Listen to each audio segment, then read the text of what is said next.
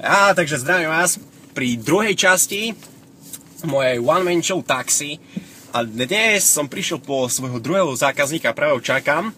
A je ním môj dlhoročný kamarát. A je to Patrik Bosák.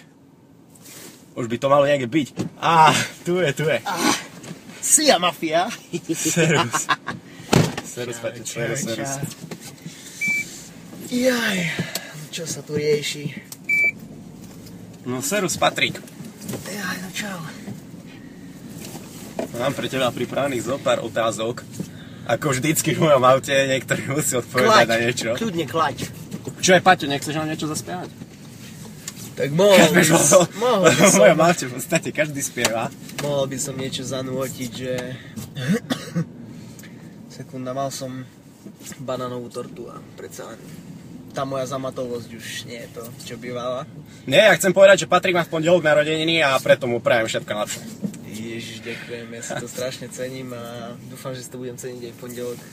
Ježiš, ľudia, napíšte mu, že všetko najlepšie. Ďakujem. Tak, aby som prešiel k tomu spievu. No, poď, zaspievaj. Spadla ti peňaženka? Nie, strašne veľa love, čiže... No mangelo, lo Mercedesi. Dobre, nebudeme tu akože propagovať nejakú kultúru, hej, Paťo. Môžeme si zaspievať, rozumieš?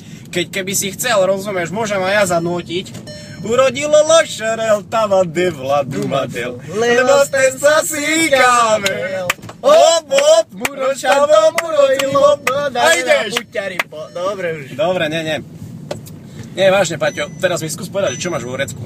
Čo mám vo vrecku? Tak momentálne si dávam pás, lebo keď to neprestane pípať, tá si tu dačo roztrhám. Nie, počúvaj, jak si mi dal tú peňaženku, ma napadla čisto zabitá otázka. Áno. Kde si zarobil svoje prvé peniaze, kde si ich minul? Tak, Nepovieš, že si to ukradol, ty zviera. Nie, ako v detstve som kradol hlavne pogy. Fuj, ty špina. Ale... Si kradol pogy a hokejové kartičky isto. Vtedy nie, vtedy som nevedel ešte, čo je hokej. Ale kradol som pogy, no a moje prvé peniaze som zarobil asi prácou s tátkom, teda s mojim oteckom. A prosím ťa, daj si pás, lebo ja... Dobre. Bezpečnosť na to všetko, ľudia, nechoďte bez pasu. Nikdy nechoďte bez pasu, rozumiete? Ježiš. Je to tak. Asi u ocka, no a na čo som mi minul, neviem, kúpil som si veľa čipsy a... Fuj. A veľa sladkostí. Fuj, Patrik.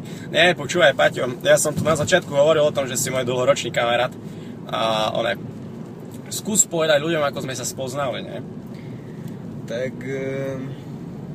Naše spoločné potlkanie sa životom sa začalo v škôlke. Koľko sme mali, 2 roky? Neviem, vtedy som... Ne, asi od dvoch chodím do škôlky, to mi mama vždycky hovorila. Ja si to pamätám, vtedy som ešte len začínal sa učiť tie Fibonacciho postupnosti, tie knihy, čo som si kupoval. Čo? Strieľaš teraz dobre bomby? Nie, tak ako... Ja som vám priznám, ja som už mal nadpriemerné IQ v 4 rokoch. Ježiš, teraz úplne poti, chápeš? Úplne poti. Nie, chcem povedať to, že sme sa s Patrikom spoznali od 2 rokov v škôlke. A... Počkajte. Potom sme prežili nejakú tú škôlku, potom sme chodili spolu na 1-4. Na 1-4, ale nikdy... Tak. Ale chcem vám povedať, že nikdy sme spolu nechodili do triedy. Chodili sme do školskej družiny, si tam to pamätám. A tam sme... Školská družina bola super, tam bola oranžová sedačka. No a potom čo? Potom sme chodili spolu do tej istej školy na 5-9, ale zase nie do spoločnej triedy. A potom na strednú školu a na strednej škole zase nie sme v spoločnej triede. Ale to nám... Nie sme, ale... Ale to nič. Lebo ja si myslím, že na strednej škole... To nám nebráni v rozvoji. Ja si myslím, že na strednej škole sme mali jednu parádnu akciu, skús o nej hovoriť, Paťo. Tak myslím, že samozrejme už samostatné to, že my sme vôbec prišli na tú strednú školu, niečo znamenalo. Ale tak asi tam, kde sme sa prejavili, dokonca ja som prejavil svoj vzťah k tancu a a ako prezentoval som to pred publikom, bolo asi na Uchaľaku v roku 2011. Ježiš, Uchaľak rok 2011, to bola laťka, my sme to spolu moderovali, chápete? Ja som tú laťku, keď si pamätáte, Kto? som jej podliezal, takže určite to bude tým. Hej, Paťo, máme práve zelenú, takže môžeme ísť. A Paťo, minule Miša tu hovorila o tom, že ako má veľkosť nohy a má rada topánky a každý je to kupuje, chápeš, pecky. Ako máš veľkosť nohu ty? Moja nožka je 43. 43, Miša má 39, fuj, hambi sa.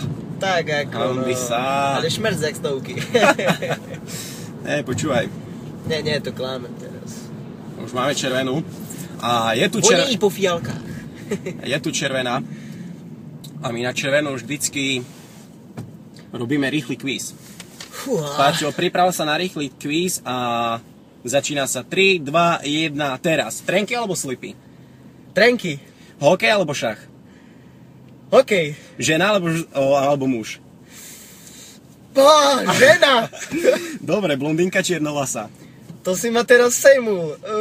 Černovlasa. Dobre, kniha alebo časopis?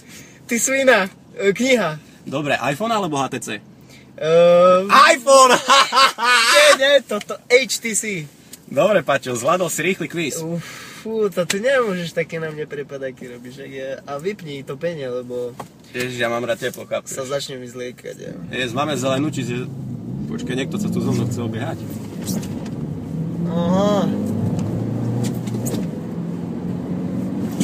Ideš. Dobre, už je to fajn. Retarder, teraz jump. Prestaň. Nie, ešte nie. Ale vidím, že máš originál Gucci šál, ľudia, pozrite si jeho originál Gucci šál. Tak niektorí ľudia si myslia, že je to lacný fake, ale tým môžem odkázať, že... Že je to lacný fake z Ukrajiny, 43 júni. Hra je skvelé. Milí diváci, ja sa pomaličky, ale isto blížim k nášmu cieľu. A túto debatu by som už nerad ukončil, my v nej budeme pokračovať, ale zase mi tu vadí môj stromček. Sebe ho vyveš. Nie, neber mi ho.